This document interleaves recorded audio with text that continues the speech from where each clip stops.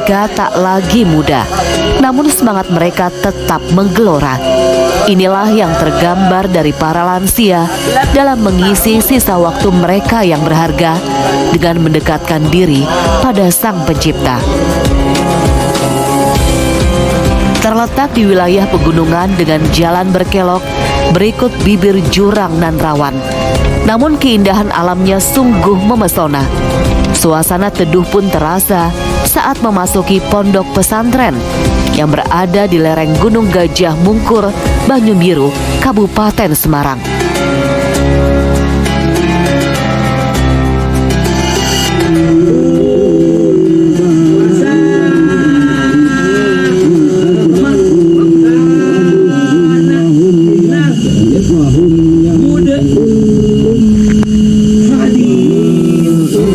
Lantunan ayat suci Al-Quran menggema di depan kamar para santri yang berupa pondok-pondok. Tampak seorang pria lanjut usia terbata-bata dalam melantunkan ayat suci Al-Quran. Sesekali sang guru menuntunnya membenarkan huruf demi huruf bacaan. Itulah pemandangan di sebuah pondok pesantren istimewa yang memfasilitasi para lansia dalam memperdalam ilmu agama. Inilah pondok pesantren Kasepuhan Raden Rahmat. Satu pondok pesantren yang santrinya adalah para lansia. Oleh sebab itu, maka pola pendidikan yang diterapkan itu adalah bersifat reflektif, konsultatif. Di satu sisi lansia adalah sosok-sosok yang sangat sudah kental dengan asam garam kehidupan.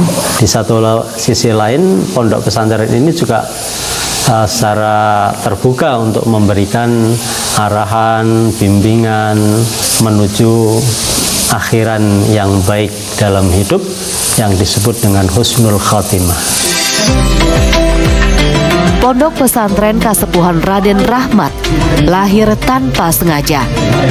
Berawal dari niat Winarno, sang pemilik seorang mu'alaf yang melepas kehidupan mewahnya di Jakarta pada 2018 demi menemani sang ibu di kampung.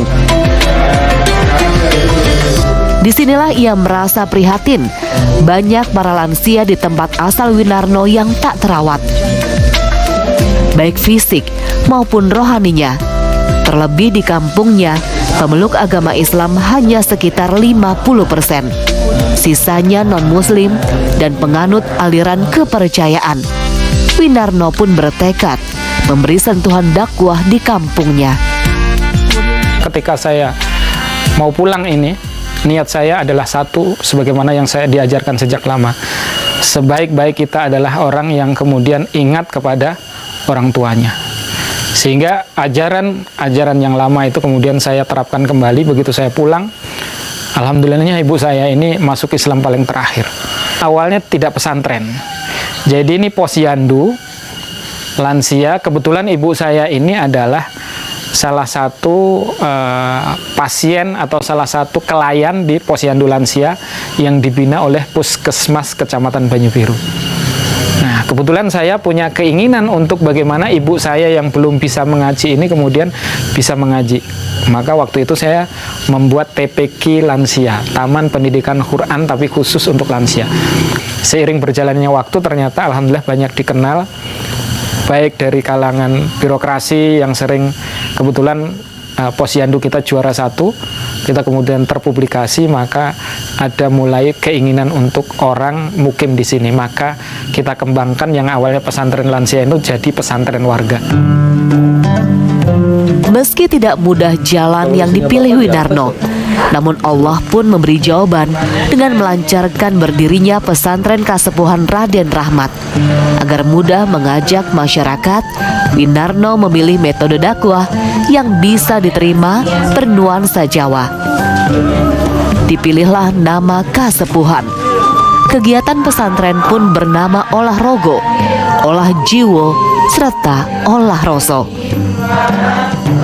Olahragonya itu kita, raganya itu kita kelola, kita layani mulai dari adanya pemeriksaan kesehatan, ada senamnya, ada pengaturan motorik kasar, motorik halus, ada gizinya, bagaimana lansia itu harus makan dengan asupan sesuai dengan kebutuhannya. Kemudian untuk olah jiwanya, bagaimana hati mereka itu kita tata gitu, agar di masa tua itu tenang gitu loh, biasanya gitu, dengan dasar yang kami miliki dari Al-Quran, yaitu alladzina amanu wa tatma'innu qulubuhum bidzikrillah.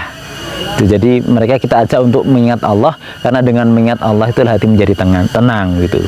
Kemudian yang olah rasa ya kita ajak, walaupun dalam kondisi masih sudah lansia begitu, tapi mereka masih berguna untuk orang lain. Aktivitas di pesantren Kasepuhan Raden Rahmat tidak hanya beribadah. Tergurat ekspresi riang puluhan lansia yang bersemangat mengikuti berbagai kegiatan. Di pondok pesantren Kasepuhan Raden Rahmat tidak hanya terdapat santri yang bermukim, terdapat juga santri non-mukim, yaitu santri yang tinggal di rumah masing-masing.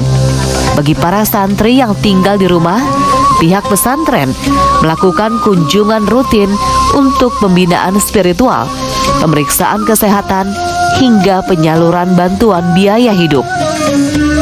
Lansia ini adalah sosok yang istimewa, maka tidak perlu ilmu-ilmu banyak sebetulnya. Anggap saja santri-santri yang datang itu adalah orang tuamu sendiri. Santri di sini bukan hanya dari warga sekitar Semarang, Jawa Tengah. Terdapat juga santri dari luar pulau seperti Usman yang berasal dari Bengkulu. Saya masuk ke sini tanggal 1 Januari 2022. Yang membuat saya mau itu memang saya ada kekurangan, ngajinya belum banyak benar itu. Jadi kebetulan saya buka YouTube, nampaklah ya ada pesantren lansia. Nah, apa yang saya cari selama ini ada di sini rupanya. Untuk bisa bergabung, pesantren Kasepuhan Raden Rahmat hanya mengenakan biaya berupa infak terbaik. Namun bagi para santri yang tinggal di pondok, pengelola memberikan metode pembiayaan subsidi silang berdasarkan kemampuan masing-masing santri. Pondok pesantren Kasepuhan Raden Rahmat memiliki misi kedepannya akan menjadi pusat pembinaan lansia, karena tiada kata terlambat untuk belajar agama Islam dan mengejar hidayah Allah Azza wa Jalla. Terbukti banyak lansia yang ingin mendalami agama karena selama hidupnya terkesan abai dan sibuk mengejar dunia.